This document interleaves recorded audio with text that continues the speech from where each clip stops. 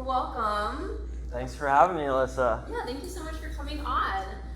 Let's go ahead and just start with you introducing yourself. Yeah, so I am Giorgio Poulos. Many of you may know me as the Take Me Down guy. I have an online series, Take Me Down, Get $1,000. Mario Lopez. Question, brother, have you seen my videos?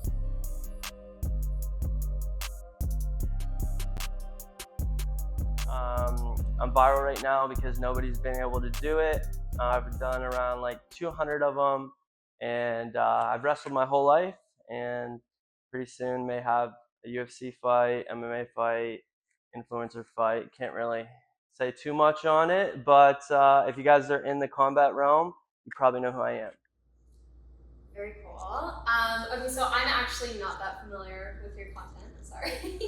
But I do know that you do the wrestling stuff, and I have seen a couple of your reels. You take down everybody.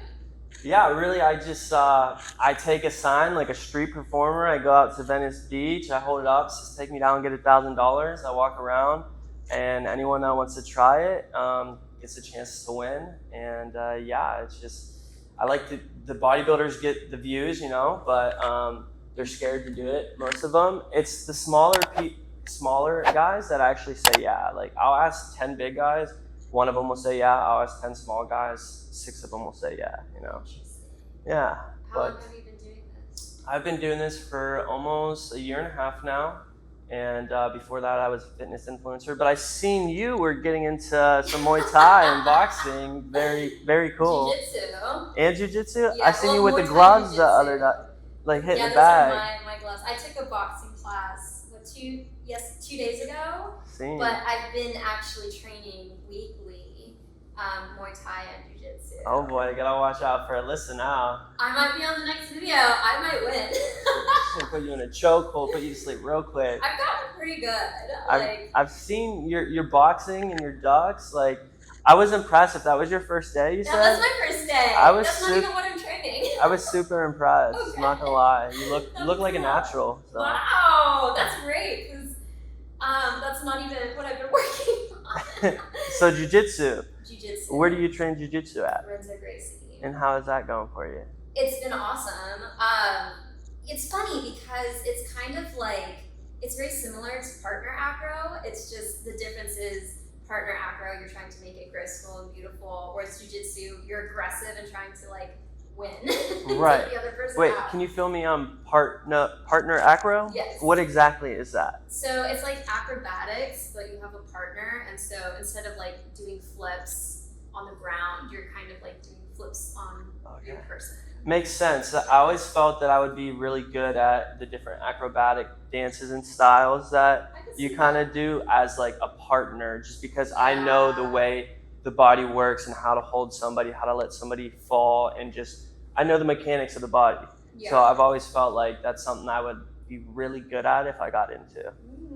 Future in the circus, maybe? You know, I do remember watching like a couple dancing doing acrobats, and the guy just looked so dope, so cool doing it. I was like, that's got to be me one day. So I would so be down to learn that. I love learning new things. So. Okay, that's cool. You'd be a good base for sure. Thank you. Yeah. Which, you know, the circus world always needs more bases. But yeah, the cool thing is with jiu-jitsu, lately we've been having to pair like the beginning class and the intermediate class, which I've only been training for a month and a half.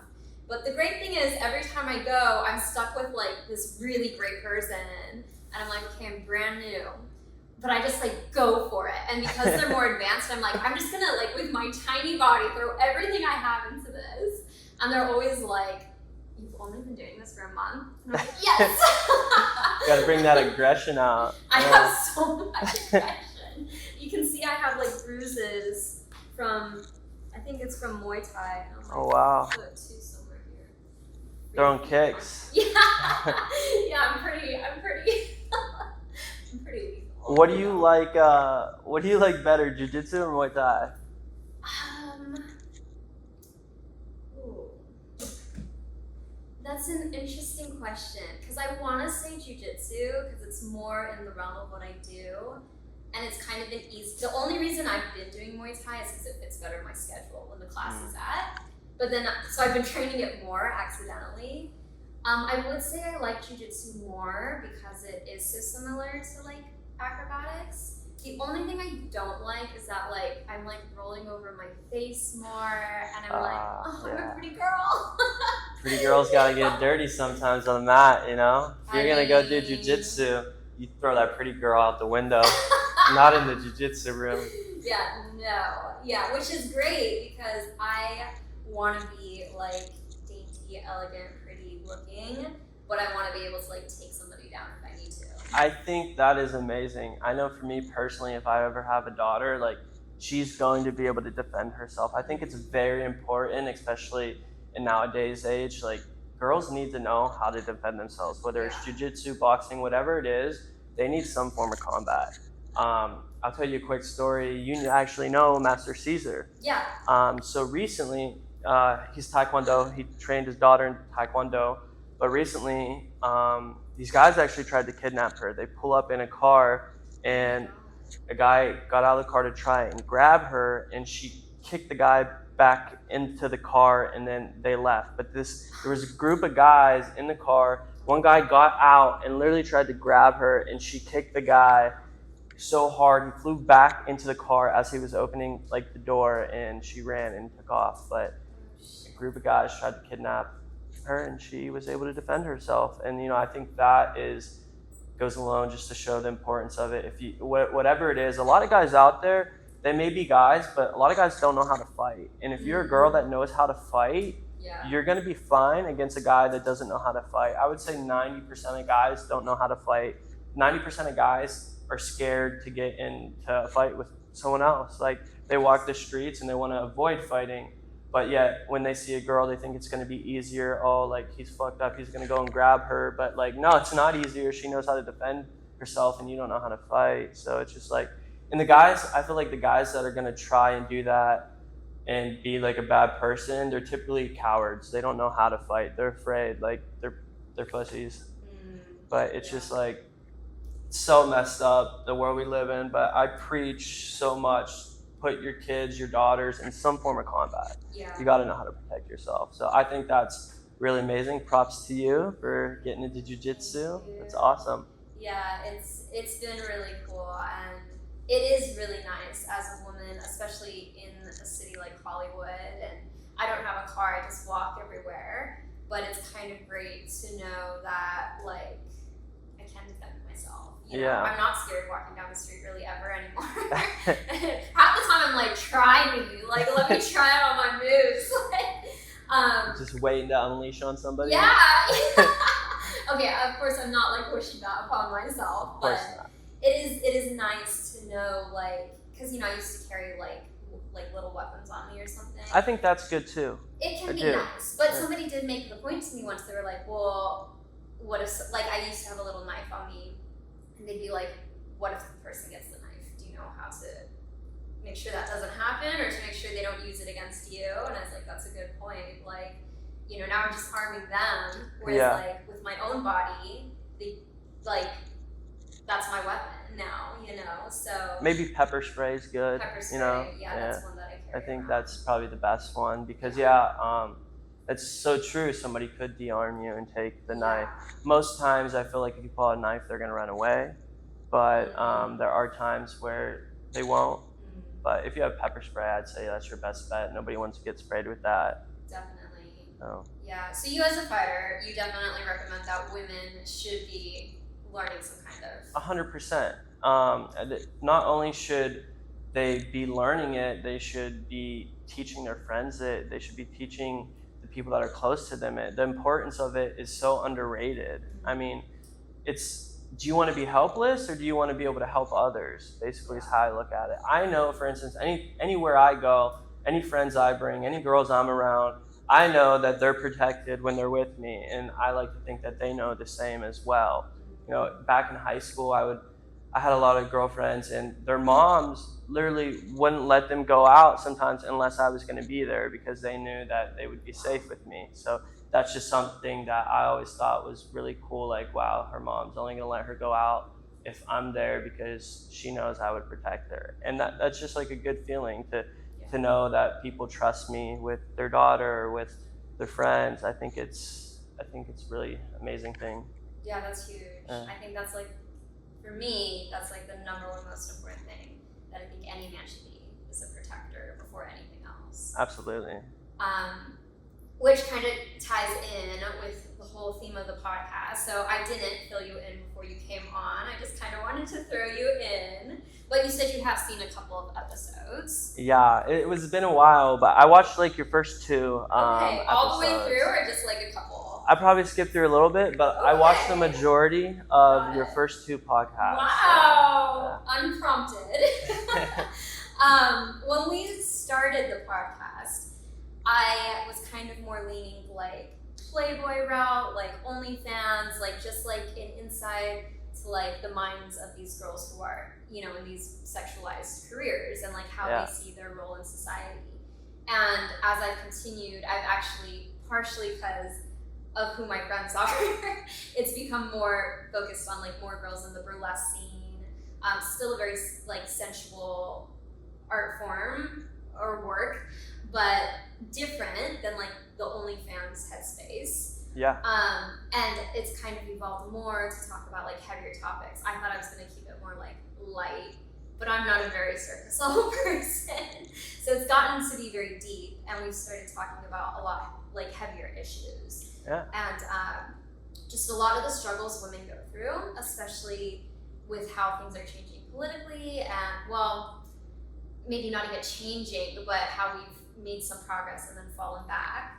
And a big thing that I've seen is that we've gotten a lot of comments from men, and it's been a lot of backlash that has actually surprised me and made me realize like we are not as progressive as I thought we were, at least as a country.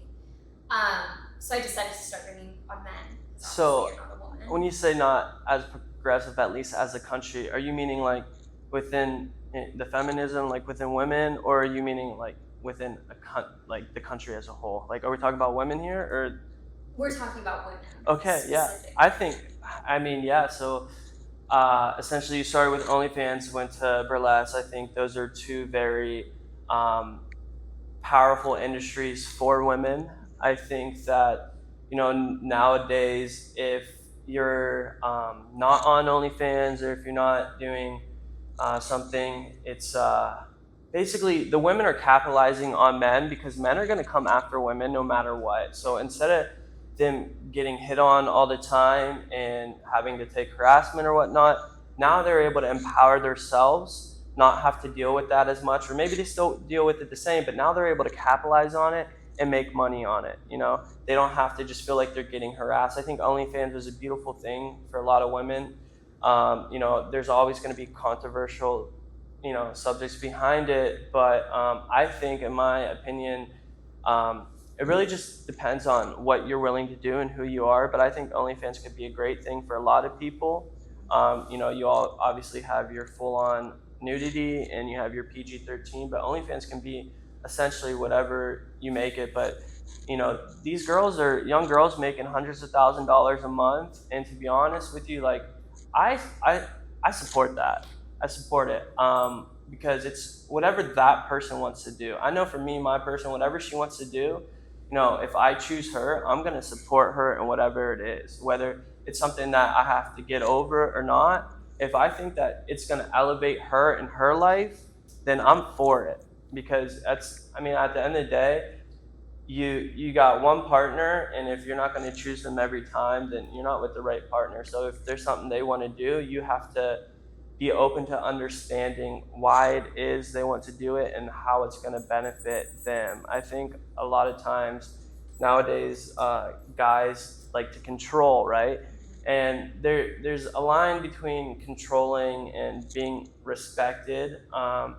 And that varies for every individual. I think it really just depends on how awake you are and how aware you are of just the situations in life, and how, I guess, just really, awake you are as a human. Like, a lot of people are very closed-minded, not open-minded. I like to, when opportunities come my way, like, I want to check them out. If that's something, she wants to do. All right, let's look into it. Let's see what we can make happen. I think women are progressing. I think now, if you look at like the stats, how much money women make, how much money men make, it was a huge difference. But take that now and add OnlyFans into it. The women are making more money than the men now because of OnlyFans. Yeah.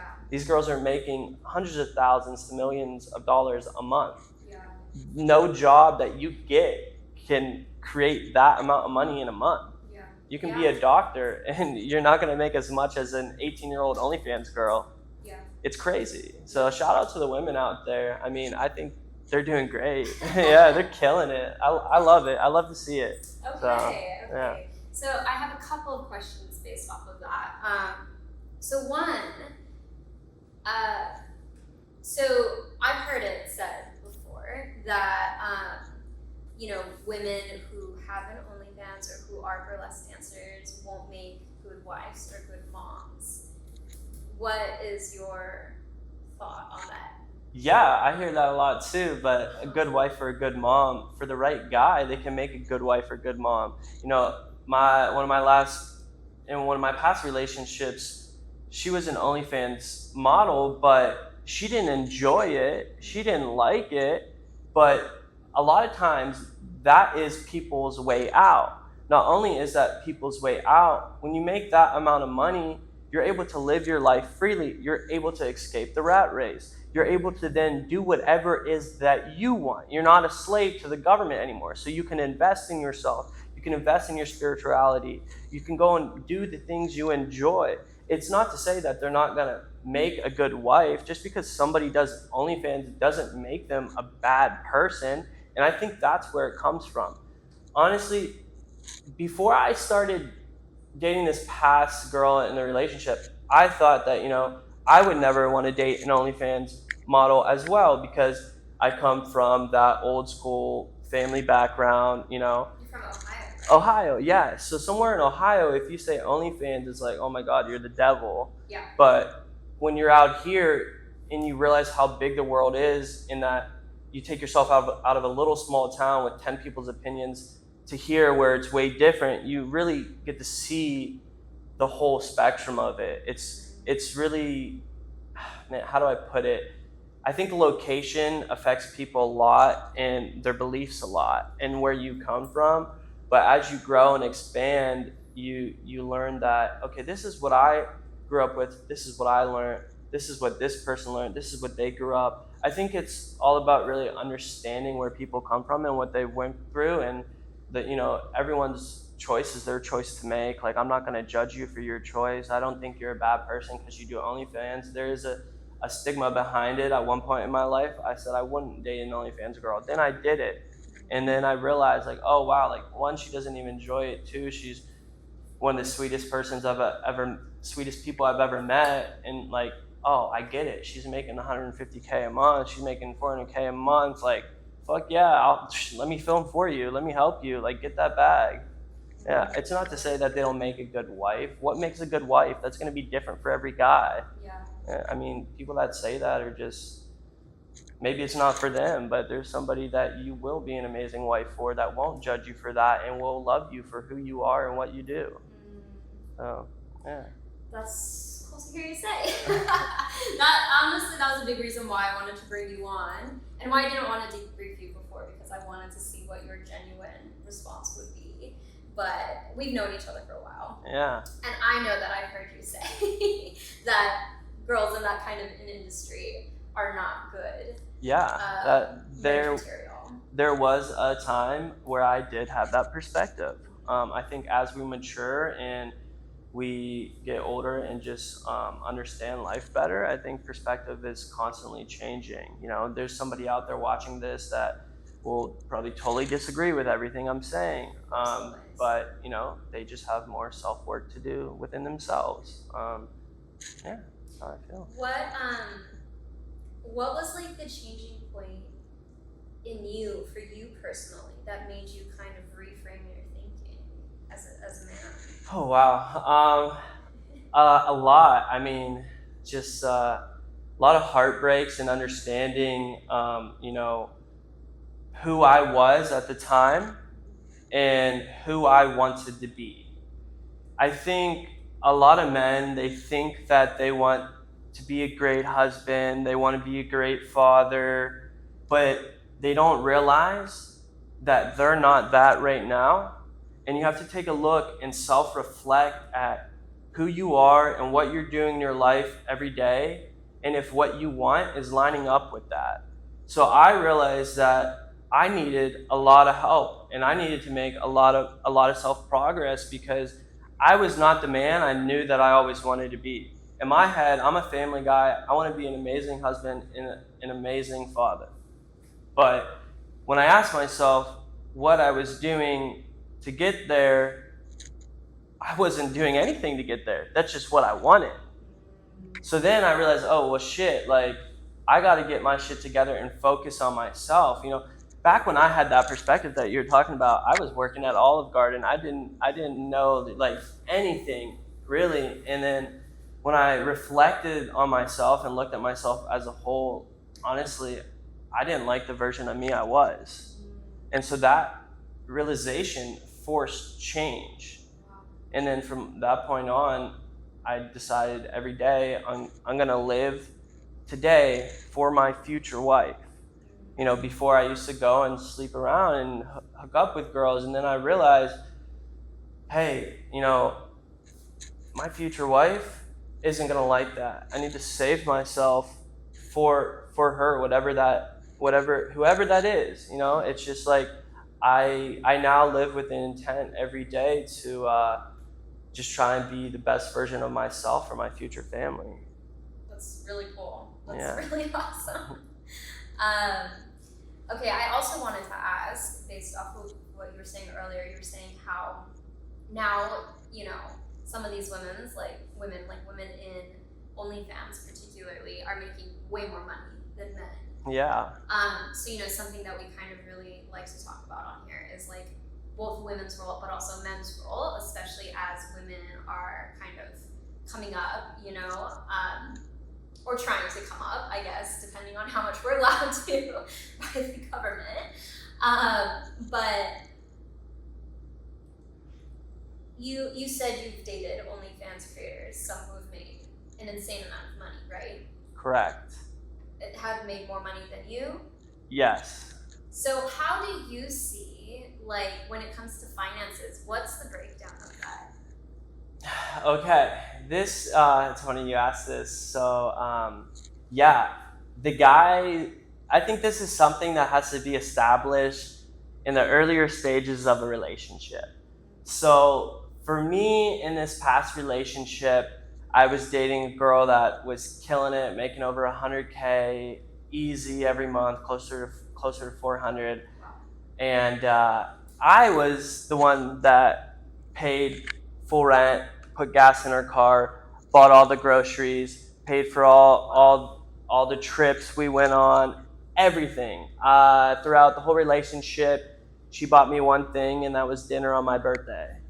I think in nowadays age, depending on who you're with, right? For me, my goal is I did all that because I wanted to do that. I chose to do that. I felt like as a man, that's who I want to be. But not only did I do that, by doing that, it allowed me to make more money because I knew I had to work harder. So I used that as my motivation, and it worked.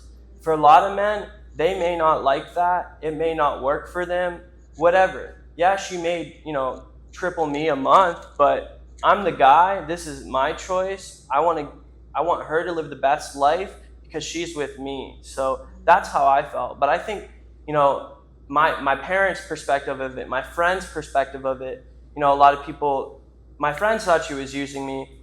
I knew she wasn't using me. My parents didn't understand it. They're like, oh, she makes all that money, but she sees it that way. Like, she's young. She needs to know that, and today's day, that it's more of a 50-50 partner relationship. But you got to remember, my parents, that was their relationship, 50-50. That's where they come from. That was their time and age. Now, when you have a beautiful girl, if you're not doing it or can't do it, somebody else will do it. And for me, I want to be that person that can do it, and I want to do it, and I'm motivated by it. But there's a lot of men out there that don't like that. I was torn apart about it at first, and I just realized, I'm the man, and it's my job to provide and to protect when you look at it. And so I was okay with that. Would it have been nice to do 50-50? Yeah, that would be great. Do I necessarily want one or the other? I really don't care. I think it just depends on the woman you're with, and what she's willing to do. And I think that, like I said, I think it needs to be established in the early stages of the relationship. But I think men, if you ever go on a date, you have to pay. You should not pay. Be a gentleman, no matter what it is. And that's how I feel. I know a lot of men will disagree with that and say, oh, like, no, 50-50. But hey, that's your opinion. This is mine.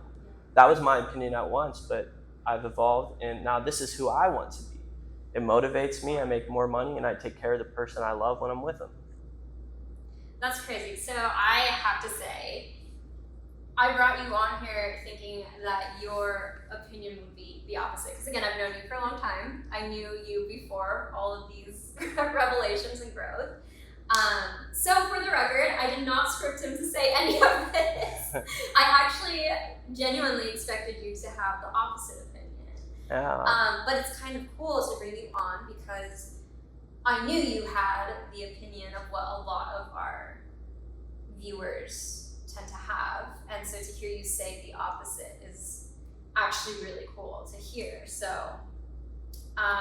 yeah, I just wanted to make sure everybody knows that's not a scripted thing at all. Yeah, no, I think, it's been a long time since we've seen each other, and my life has transformed multiple times throughout that. And I think it's just, time, given time, for me, it creates like inspiration. It creates,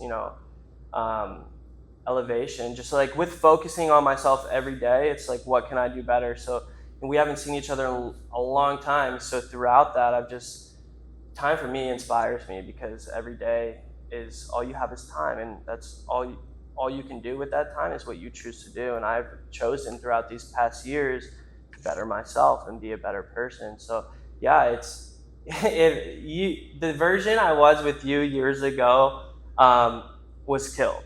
That version was killed. So That's great to hear. yeah. Wild.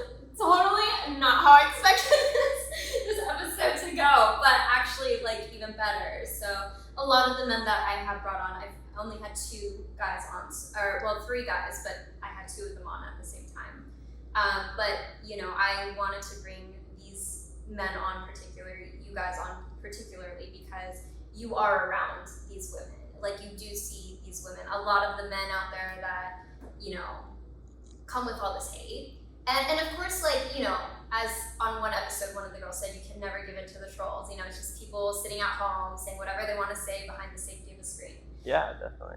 But what bothers me, and the reason why I address it, is because these people behind the screens are the ones who are voting. They're the ones who are putting people in power. They are important. I think those people are also the ones with a lot of trauma that are in denial to healing themselves. Yeah. I had mentioned on one of the podcasts that I had one, sometimes I wake up and I do see the comments and I want to cry reading them. And, I know I have to put it aside, but there was one day I read the comments and I just went at it. I just went through each one and just went at them. I screenshotted all of them, posted them all on my story, tagged all of them. I just went off. Sounds like these comments definitely get you to your emotional state. I'm assuming because you care a lot about what you do. Yeah, well, and this particular reel was about... Tell me about this comment, please. I will. Multiple comments. This particular reel was about rape. And that's why it triggered me so much, because the fact that, and I never thought, I was just talking to my editor before you came about, the direction we want to take the podcast in. And again, like I was saying initially, I was keeping it. I thought it would just kind of be fun, silly. There's a lot of like OnlyFans podcasts that are all about like sex stories and just. Yeah. But then, like, as I have talked to more people, I've just realized, as we talk more about the lifestyles and like why we're in this industry, what got us into this industry, why we do it, trauma is such a big part of life. Oh my for God. Everyone. Everyone has trauma. Everyone has trauma, and it's so like hush hush. Like, we don't talk about that. Let's kind of put it to the side, and then it comes out in other ways. Whether it's the ugly side of us. Yeah. Nobody wants to show you the ugly side. Yeah, exactly. Until maybe like these moments where you like make some derogatory comment or something. And the interesting thing was when I went after all these comments, I would say like, let's say there were 5 of them. 4, of course, either didn't respond or came back negatively. And 1 was like, actually, I do understand because I've been through it too. And it was like, then why would you want to try to shut down something that's trying to make a change, And I think it's like you said, it's usually these people who are coming at it that have the most trauma, and that's kind of like the heart of the issue here. And I think that's where this collapse of like what it is to be a man and what it is to be a woman has disappeared. We're all just kind of hurt, so we keep hurting each other. Hurt people. Exactly. And it's this so huge true. cycle. It's so It's true. so true. I feel like, I think trauma is, the biggest thing to make somebody who they are. Yeah. If you have a lot of trauma, you're gonna have a lot of problems. And it's really sad because unfortunately, a lot of these traumas come from childhood. And as you get older, you start to realize that you have traumas. And you start to ask yourself, why do I act this way? Why do I feel this way about that? Why can't I just be happy? And when you start to really understand that and look into those reasons is when you start to heal the trauma. Where did it start? Most people, childhood, their own family. And that's really hard to face. Yeah. It's hard to look at it and know, hey, my dad caused me this. Hey, my mom caused me this. And, that sucks. But once you realize that and you understand what you need to do to better yourself, you almost feel bad for whoever caused you those traumas because you know that they don't even realize that they have those traumas yet and they are just broken. Yeah. Flat out broken. That's so true. I think that's been one of the hardest things in my family is that, we didn't talk for a long while. And then when we started talking again, they were like, what happened? Because I was like a little valedictorian Christian girl. And then, 6 years later, I'm now Playboy model, like whatever. And it was I think especially for my dad, it was like a really hard, painful realization because to this day, I think he can't admit that it started with him, and I understand, and with him, it started with his dad. It's something that we carry. It's a generation. It's a generational curse, and you have to choose to be the one to break the curse.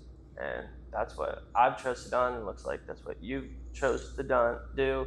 But it's the hardest thing to do. Like, you can rewire your brain, but it is not easy. It's not easy. It is not. It's kind of a daily fight too. It is a daily fight. It's an everyday fight to rewire your brain. But I'll tell you something that helps with rewiring your brain is learning new things. Doing new things activates neural pathways in your brain to help you rewire.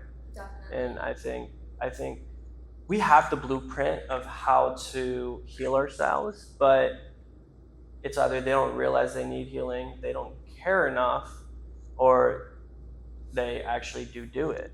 Or sometimes they're scared. Yeah, but scared is a good thing if you ask me. Like, if you're not scared, that means you're comfortable, and if you're comfortable, you're not growing. That's true. So for me, as soon as I get comfortable, I make a change. Before I was living in LA, I was in Ohio, and I was getting comfortable. I was a high school coach. I had a great job making a lot of money for my uncle. And I did all that to make my parents happy, and they were happy. But I realized I was getting comfortable and I wasn't happy. So I then dropped everything, and not to mention I dropped out of school on a full ride to move here. Wow. And do what? Like, just got in my car and drove across the country.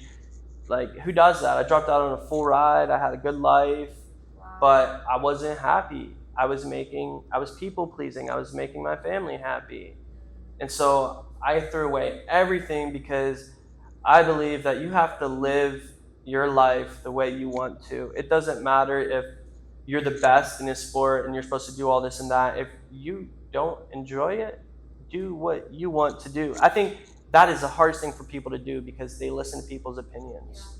Yeah. I was told, oh, you need to come to reality. You need to get a 9 to 5. You're delusional. You're living a fantasy life. Like, that's never gonna happen. You're gonna waste your time. You can't afford it. Like, all those things. And those people say those things because they care about you. But guess what? Everyone that told me those things never tried to go and do what I'm doing. But that's another thing where I feel like that God gave me this vision. It wasn't meant for them to see. He gave it to me. It was meant for me to see. And it's okay that they can't see it. But I know it's meant for me. And yeah, it's scary, but that's great. That forces growth. That's true. That's the only way we do grow is when we're scared. Yeah. And trying to do something new and different. So, I mean, I think that's a big part of why I started this podcast. I got kind of tired of just being the hot girl all the time. Yeah. I love my job. That's probably exhausting. It is. That's a big part of why I started this was I got tired of the number of times men and women will say to me, they'll see me like in clothes and they'll be like, oh, I didn't recognize you with clothes on, and it starts like getting to you after a while, or always being people's fantasy, and the thing is and this is what drives me crazy. I am educated. I graduated college at 20 with highest honors. I have a business degree. I have an EMT certification. I'm not dumb, and I'm a published author of 2 books, It's amazing. Thank you. Yeah. But one of the hardest things for me is having people look at me and be like, you're just a hot girl, and you're just meant to serve my fantasy. And it's like, no, I'm good at being a fantasy. I'm good at creating the reality that you want to see. And I enjoy to, I have a great imagination. I enjoy creating this story in a 5-minute dance or whatever. But that's not who I am. That's such a flex though too. Do you realize how much of a flex that is for you? These people are saying these things to you because they're creating an image of who they want you to be in their mind. But they're never going to have the chance to understand who you truly are. Yeah. Because you're on 2 different frequency waves. You Yeah. perform and do art, and those people will never have the privilege to be able to know you like somebody else does, because they're down here trying to create this in the devil's language. When you're up here performing, doing beautiful things, that doesn't make you who you are. That's what you enjoy to do. Who you are, they will never know. They're not on the same frequency wave to be able to do that. An actor, it's like they're coming here for a fantasy, right? And you're going there because you're an art performer and you're doing something that you're amazingly talented at. And they just they just want to create an image of who they want you to be. And people do that in relationships too. Yeah, that's true. It's I think it's very important to, especially in relationships, understand who you're with and not who you think you're with. Yeah, which is hard to do, especially when you love somebody. Especially when people like to fool you and lie to you too. It's hard. That's true. It's very, very hard. Like, a lot of people want to keep their walls up after they get in a heartbreak out of a relationship. But I think, that's okay to protect yourself a little bit. But something I've learned is don't let your past relationships and traumas leak into your current ones. Understand that they are not the reason you feel the way you do. Understand that they are not the person that you used to be with, because it's a very hard thing to do. I mean, you know, I had a crazy ex-girlfriend, and she caused me a lot of trauma, and I wasn't aware of the trauma until I had left the relationship, and I was just like, I didn't know what to do. I was so fucked up. I couldn't even, somebody would tell me something and I would think they were lying. And it would be the dumbest things, but I truly believed that everybody was lying. But that was because I surrounded myself by this person who was a compulsive liar, a manipulator, a narcissist, and I just didn't see it. I think I maybe saw it. I think I knew, but at the time in my life, I didn't really have anywhere to go, so I kind of dealt with it. And I didn't realize how much of an impact that was going to have on me until I was out of it. And then honestly, like, shout out to her. I believe everything happens for a reason, because after that is when I created my success, and pretty quickly too. I think something about like getting over a relationship that you know wasn't healthy for you. I think for me, it was like I realized how much time I wasted chasing around this girl because she was hot, even though she was a terrible person, and how much I missed out on living for myself, to where I was so upset at myself and heartbroken that it motivated me more than I've ever been motivated to get my shit together and have a career. If it wasn't for those people coming into my lives, I wouldn't have the understanding that I do now, just overall, you know. And I feel like I've been blessed to have the worst kind of person, and I've been blessed to have the best kind of person. And they both will teach you a lot of things. I know it's when you have a good person, a good girl that cares about you, she's gonna be your mirror, and she's gonna show you. I'm sorry. Keep going. Yeah, it's okay, but yeah, I know. Just when you have a good person, they're gonna be your mirror, and they're gonna bring out all your flaws, and it's gonna be hard as fuck to deal with. But you have to know that they're exposing your inner traumas, and they're there to help you heal because they care about you. Sorry, I have to pause for 2 seconds. Okay. I sense that there is some emotion there. There's some emotion there for sure. Would you like to talk about it? Do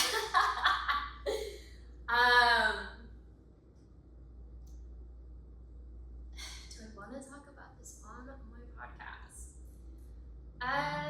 We can always talk about it after. Maybe we'll talk about it after. Well, we'll talk a little bit about it on the podcast. Maybe talk about it more separately. On the podcast though. Yeah, that's really cool. Really cool to hear you say. It's really cool to hear from a man's perspective also. I know, like, for me as a woman, I am very much so like a lover and a giver. And one of my best friends once told me, you know, he's been my longest, closest friend at this point. And, you know, he knows me really well. And he told me maybe a year ago, he was like, Alyssa, you're way too empathetic of a person to be a model. Like, this is the wrong career path for you. You should not be here. Because one of the hardest things as a model, as a woman, is that everyone wants a piece of you. Yeah. And one of the hardest things as an empathetic woman is not to share yourself with them. Yeah, and it's hard to not see. For me, my greatest struggle is no matter how bad somebody is to me, I can still see things from their point of view. I actually talked. Why do you call that a struggle? Because then I think that's hurt. beautiful. It's beautiful, but in a recent podcast we did, the recent one that just came out, I talked about my assault and when I was assaulted, and I even mentioned at the end how I am aware that the man who assaulted me still to this day probably doesn't realize that he did something wrong, not in a narcissistic way, but in actually, again, hurt people. His own hurt, his own trauma, and not understanding what he was doing to me.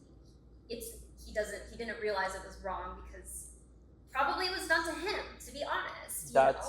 You That's how a lot of it happens, definitely. And that's where it is a struggle, is that the capacity that empathetic people hold to take on other people's hurt is so high that, you know, a big lesson for me that I've had to continuously relearn is having boundaries and saying no. As an empathetic person, you have to learn to say no so that people don't take everything you have. But it is hard. What that sounds like to me isn't necessarily a relationship. It sounds like it's who's right. That scenario, I think where you're coming from is great. Your part's fine. I think in that scenario, it's like in relationships, you're supposed to be together. It's not about who's right and who's wrong. I think it's a blessing that you're able to see their perspective. But you have to ask yourself, are they willing to see my perspective, or do they just want to be right? Right and wrong in a relationship is going to cause it to end. It's a 50-50. You guys put yourselves in each other's shoes and look at it from each other's perspectives. It's great that you can see his perspective, but if he's not willing to see yours, then he's just trying to win. Yeah. And that's not okay. Yeah, that's the challenging part. and you know, we were talking about, you know, the direction of this podcast too, you know, and it's started very much so about the stories, you know, these girls' stories, their point of views. We're now working to evolve it more towards being more educational. You know, we're diving unexpectedly. We started talking about a lot of trauma. That's, you know, trauma, abuse, overcoming all of that, rewiring your brain, all of these things. And I think, you know, an important thing that we want to bring onto this podcast is how to overcome these things. Yeah. You know, I think trauma comes from like what you're used to, and as a kid, you don't know what's right from wrong. It's like you see it and you learn behavior. And if your parents or whoever you're around has trauma, you're gonna learn that trauma. And you're not going to know that it's right from wrong until you get older and people show you that you're flawed. Yeah, and we're all flawed. Yeah, so I think a lot of times if a woman's saying sorry or taking the fault, even when it's not her fault, she was either molded or coaxed into accepting that with her current partner, or where a lot of times where that actually comes from and the acceptance rate for something like that is how was their father, right? A lot of young girls didn't have a father, so they don't necessarily know what that figure looks like, or it's like they didn't grow up with a father and they had a kid with this person, so they don't want their kids to have to not grow up with a father, so they make that sacrifice on their own and to allow their child to grow up with a father. But what happens is they don't realize by staying is only bringing trauma into that child's life. So I think a lot of times, women fold and they're easy to take the blame, but a lot of women aren't. Don't let me get that confused. But some are, and I think that just comes from their life, right? Did they grow up with a dad, or were they ever taught how a man's supposed to act? So their acceptance rate for things like that is maybe they never had a good partner, or maybe they just didn't have an example. They don't know what a guy's supposed to be like, and you know it's sad. It's sad, but I believe that even when a guy, you know, lets his woman take the blame, he loves her how he knows how to love her, but he doesn't love her at the capacity that he should make a woman feel. I think a lot of people only know how to love to a certain extent based on their life, and other people can love you a lot more based on what they've went through. I think trauma just keeps people from loving as deep as they can because they haven't healed themselves, and until you heal yourself, you shouldn't be with somebody else because you're just going to cause them pain and trauma. You say you love that person, but do your actions match that? You love that person based on the level of love you know how to provide. And for some women that's enough, for others it's not. And I know for me, I never want my woman to feel like she's wrong, because she's not wrong by herself. She's in this with me, so we're both wrong. If my woman cheated on me, well, I have to then look at it and say, why did she cheat on me? What did I do? Because I had to make her not happy. If your woman's happy with you, she's gonna love you, she's gonna cherish you. So it's women or men may cheat when they're not happy. I don't agree with that. What I always say is, like in my next relationship, like I'm learning to have whoever it is, once we get to the point when she becomes my girlfriend, she's gonna sign a paper that says, I always choose you. Love isn't just a feeling, it's a choice. Yeah. It's the refusal to give up on somebody. Yeah. It's the choice to stick by their side no matter what happens or how bad it is. It's I choose you, we're gonna get through this, one way or the other. Love isn't just a feeling, it's a choice. It's multiple things. But I think I can't also define love for everybody has a different definition of love, but mine is just a constant refusal to give up on your person. Well, and do people really have a different version of what love is? Because I kind of feel like when it comes down to it, that kind of is what love is. It is the choice to choose that person every single day. Of course there's different things like, oh, if he does this for me, if she does that for me, or whatever, I feel this, he feels that, whatever. But I kind of think like the core definition of love is that you choose somebody every day, I agree with that. A lot of people also, you have to understand that people have different love languages. Yeah. So therefore, you may be incompatible with somebody, which is true, but you can also learn what it is that's important to them. Yeah. How they feel loved. Yeah. And a lot of times in relationships, that's the part that's skipped over. It's not, okay, how does she feel loved? It's how do I feel loved? Because you just want to feel loved. Yeah. And when you're upset or you're not happy with a person, you don't feel that love, but you have to ask yourself why, right? So it's very important in a relationship to understand what makes the other person feel loved. Sometimes that's leaving a sweet note, sometimes that's physical affection, it can be anything, but I think it's important to learn who you're with and what makes them feel loved, and if that's something that you're able to do, if that's something that you want to do. But I think the man in the relationship, no matter what, you have to be the rock. If your girl is upset, don't come back with an argument. Sit there, listen to why she's upset, acknowledge it, give her the time, and I see your perspective. I didn't mean to make you feel that way.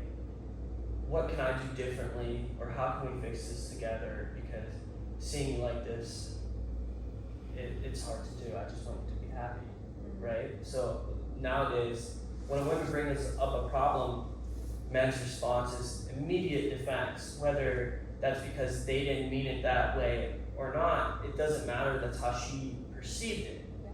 And that's what you have to acknowledge. You don't go and then say that, oh, I didn't mean it that way. You acknowledge how she felt. And that's where people mess up. And I was a victim of that myself because, for a long time in relationships, a girl would tell me how she felt about something, and I would be like, I didn't mean it that way, because I wanted to let her know that's not what I meant. But by doing that, I wasn't listening to how she felt. And I think that's a big problem in relationships.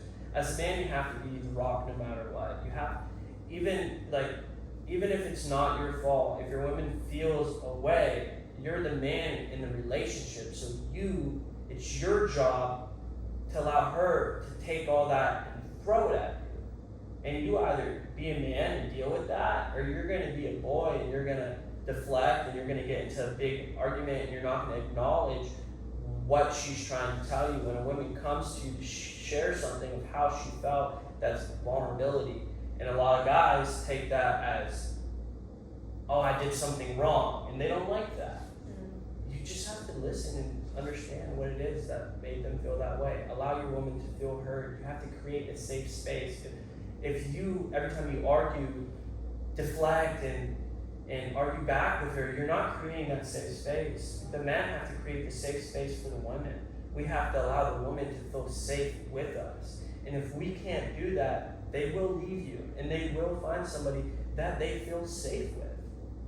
It's very important to make your woman feel safe. You want to be a man's job is to make your woman feel safe. That is heavy. I mean, I think that's true. It's definitely different hearing it from a man, I think. But it's a good thing to hear. Also, with that, the woman has to allow the man to be the masculine role, right? Mm-hmm. So if you want him to take all that weight and be your rock, you have to allow him to be masculine. Mm-hmm. The problem with nowadays is a lot of men are very feminine. Yeah. And a lot of the women play more of the masculine role. That's true too. And that's just where we are at. And it's very rare to find a masculine man that is able to deal with that and understand how to love you in the ways you need to feel loved. Yeah. Man. What do you think a woman's role is in this day and age? Because at least let's just localize it to specifically Hollywood. In Hollywood, there's a lot of go-getter women. You have a lot of strong women, a lot of independent women, a lot of women who make their own money, some women who make way more money than a lot of the men, women who are strong, who know they have options. Let's say you have a man and a woman in a relationship, what is the woman's role if she is taking on the masculine role and driving the relationship, and the man isn't? Yeah, I think that's a pretty easy question. I think the woman's role is whatever she wants it to be, and it's going to be a direct reflection of the man. The women her roles, most people say, oh, okay, you cook the food, do the dishes, whatever. No, a woman's role is whatever she chooses that role to be, and that role that she chooses is going to be a direct reflection of how the man treats her. I don't think should be assigned roles necessarily. Yeah. But the traditional would say the woman cooks and cleans and takes care of her man, takes care of the kids. Yeah. And the man goes to work and he puts the food for her to cook and pays the bills and takes care of her. That's that. But I think your woman's role is based on you, your reflection, however you make her feel. If you want a woman to do all the right things, then make her feel loved, make her feel safe, and she will do the right things. The problem is people are like, oh, my girlfriend cheated on me, blah, blah. Okay, why did she cheat on you? Your relationship obviously wasn't good. What did you do? She wasn't happy. Oh, you thought it was good because she didn't say anything? Well, that's because you weren't in a safe space. So she couldn't. Yeah. And she felt trapped. And that, for her, was maybe her way out. Everyone has different reasonings, but yeah. I think the woman's role is whatever she wants to do, however the man makes her feel. There should be no assigned roles necessarily in a relationship. It's 50-50, or it's just being the rock. And I shouldn't say 50-50, that's not what I mean. It's just you guys are in it together, I guess a relationship, it could be 50-50 in multiple ways, but it's like, are you living up to your end? Is she living up to her end? I don't like the way 50-50 sounds on that, but yeah. Fair enough. I think your point, it makes sense, you know. Okay, so I feel like this might be kind of our final question. Yeah. Well, I might actually let Vince throw out some questions. I usually let him throw out questions at the end, because we always have girls on, so I like having a man ask questions. But I think with this one, even though you're already a man, I kind of want to see if he's got anything. But before that, what is your take on like the woman being the working one and the man being at home? Wow. Okay. That's, it depends because I know, for instance, that I was in relationships where I was not the working one, but at that point in my life, I was also not a man. I was a boy. If you're a man, you are the provider. If you're a boy, it can go either way. I think there's a fine line between being a man and a boy, and that's, there's grown men out there that are still little boys. So it's, that's kind of how I feel about that. I don't know, but I wanted to ask you, what is something for you as a woman? What do you look for in a man? A protector is really important to me. Obviously, I've been very open on my own podcast, so having a man who makes me feel safe, who I know is not going to hit me or abuse me, is really important. Somebody that I feel really safe when I'm walking down the street with, someone who, because I'm always so in my masculine and such a go-getter and always like, I am ready to fight if I need to be able to walk down the street and be like, oh, whatever, I have to be with someone who's very secure too, because given my job, I can't have somebody who's like, you can't do that, I have to be somebody who trusts me 100% to know that like, with my job, like, sometimes I'm in very little clothing and they need to like be okay with that. But no, too, I'm like one of the most loyal people in the world. So like I need to be with someone who doesn't question that ever. Yeah. That's like very important to me. And somebody who can like see my art and take it as art, not as she's trying to get attention from it. And can see that and be like, that's my girl. And like be proud of me instead of like, why are you doing that? You're not gonna be a good mom, all that stuff. I can't do that. Somebody that accepts you for who you are and supports what you do. Acceptance is probably the most, because my dad, I felt, never really accepted me. Now he does, he has no choice to. But I think in a relationship, feeling accepted on all levels is the most important thing. And if I feel like you can't accept me, because I think I'm pretty great. We all have our problems, but I think I'm gonna, thank you. Yeah. Thank you. And being accepted on my bad days too. Yeah. I think that's hard because I'm so, I don't want to say I'm so strong, but I am a pretty resilient person. You're a very independent woman I as am. well. I am. And that's hard for a lot of men to be with, because a lot of men have insecurities and they want a woman that needs them, and you don't need No, anyone, I mean, which is great. yeah, I can, but it's also kind of a double-edged sword because I feel like when I have my moments of needing somebody, they're so used to me being independent that it's suddenly like, oh, well, what, you need me now? And it's like, well, some days I actually am not 100. Some days I do fall short, and some days I do need to fall apart. Yeah. And that's kind of the hard part about being so strong as a woman, is that it's like when I'm finally weak, I feel like sometimes the men are jolted by that, and they're like, oh, well, I wasn't prepared for this, So somebody who can handle all of that is very important for me. Yeah. And kind of like a big determining factor of like, can I go all the way with somebody, So yeah. Somebody that's gonna be your rock, pretty much. Yeah, and that's a hard thing to find.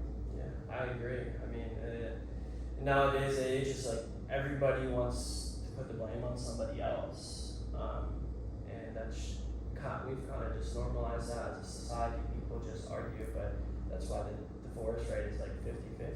Yeah. It's like you gotta take the time to get to know somebody and Yeah. what they need to feel loved. Definitely. And people skip that. A lot of it's lust. I'm a big, like, I don't know if this is good or bad, but because I've been married and divorced, I'm a big, I can't meet somebody and within a week be their girlfriend. It's not enough time. I feel like I need a good year to really understand a person.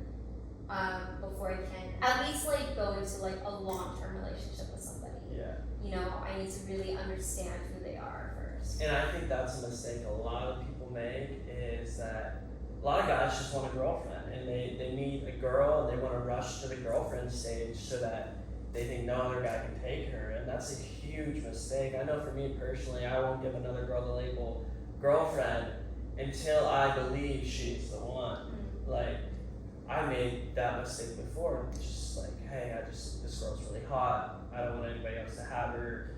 Okay, let me take her on some trips and make her my girlfriend. And I skipped all the getting to know her. I mean, I got to know her, but I didn't get to know her enough. And it was just because, like, oh, like, we're going out. Okay, let me make her my girlfriend so she doesn't go out with anyone else. Yeah. That's a huge mistake. Yeah, I mean, well, that's a mistake girls make too, a lot. Yeah. You know, and I mean, even for me, I like having that security of like, oh, you're not going to be with anybody else. But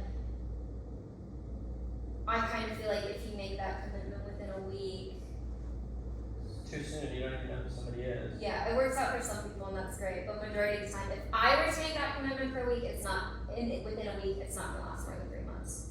I agree. Yeah, I definitely need more time, and I think people should take time. As hard as it is really important. Yeah, I think time teaches us a lot. I used to say that after like a relationship or whatever it is you're going through, that within time it won't fully heal, but you'll learn how to live with it. But now I believe within time you can fully heal and not learn how to live with it, but learn from it. So that's a big shift that in my life as well, that I've seen. Just like, used to think I was never going to heal, and that time would teach me how to live with it. But with time, you can invest in yourself to heal and learn from it. It's a choice, it's perspective, it's creating who you want to be. Yeah. Well, Vince, I'm going to give you 2 questions. Okay, sure. So, a question that I had, like, for you, you talked about a lot of things that I kind of wanted to touch on already, but one thing you said is at one point you were like kind of looked in the mirror and you're like, this is not, when I'm older and maybe married with kids, this is not the man that I would want my wife to be with. So like for you, what did you have to unlearn, or did you have to unlearn anything to change? And even with yourself, how did you know if you were really growing or really changing, or just like BSing yourself? So that comes through practice and repetition. How did I learn? I was fortunate enough to have a woman in my life that I cared about a lot, that showed me the flaws within me.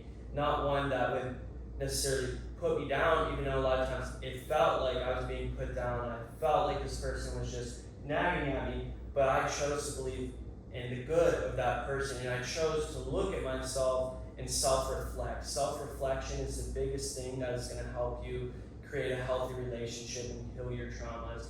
It's taking the time to acknowledge what somebody is saying and realize that they're not just saying these things. Your actions is making them feel that way. So then you realize yourself, okay, why am I doing this? Why do I feel like I have to be this way when she's telling me that it's not the way to be? And then I have to then reflect and see, okay, understand why I did it, how I felt about it, to make me do it. And then I have to understand and ask, okay, how do I go about this next time? How do we go about this for the future? And I was just blessed enough to be able to be with a woman that was my mirror and show me my flaws, who I trusted and knew that I needed self-work and development on. And what that comes with is just repetition. It's not going to happen overnight. It's not going to happen in a week. It's not going to happen in a month. But if you every day wake up with the intentions to be that best version of yourself, not only for you, but for the person you love, and if you truly love a person, you will change. If you truly want to be better, you will be better. It is not going to be easy. It is not going to happen overnight. It's going to take a lot of mess ups, but through repetition and reflection and acknowledging yourself, you will be able to create a healthier version and get rid of those traumas within who you are. It's not something that you can flip a finger and it's done. It takes work. I was very fortunate enough to have a mirror in my life and look at that mirror and see my flaws and work on those flaws. Even now, I still have flaws. Everybody has flaws, but I make it a daily mission to live every day with the intent of being my best version for my future family, for my future wife, my future kids. And that's what motivated my change and forced my change, is that I want a woman that's going to be able to love me the way I can love her and accept me the way I can accept her. And I want to make her feel loved at all times. That's the most important part, is learn what makes your woman feel loved, learn how to be a safe space. Safe space is the success of a relationship. Okay. And then that kind of leads into my next question. You talked about sometimes giving up the need to be right and win because, like argument or just in anything, just so this space is safe and you can come to like understanding and grow. And so my question is, how do you know when it's worth it to just stick to your guns and realize, no, you're in the wrong? And how can you tell whether you should stick to your guns or kind of back up and realize I'm being too defensive, I need to mature? How do you regulate that? How's that for you now? I think sticking to your gun in a relationship is being close-minded, right? If somebody is telling you that you made them feel a certain type of way, you have to listen to them and put yourself in their perspective. I don't want to have a closed mind. In situations, I may be right, but if they feel like I'm not, I have to understand their perspective and hear them on why they think that it's not right. And it's not about who is right and who is wrong. It's about hearing them and them hearing you, putting those together and finding somewhere in between that you guys can work on whatever it is that happened and resolve the situation. It's not sticking to my gun. Sticking to my gun is being closed-minded. It's immature. Open your mind. Hear what that person has to say. Understand how you made them feel, and then navigate it together. Okay. Awesome. Cool. Well, on that note, we're gonna go ahead and wrap it up. But thank you so much for coming on. Yeah, thanks for having me. It was pretty cool. Yeah. And we'll see you guys in 2 weeks for another episode. Make sure you guys subscribe. Bye. Yay. Cool. Let's go. That was great. Thank you.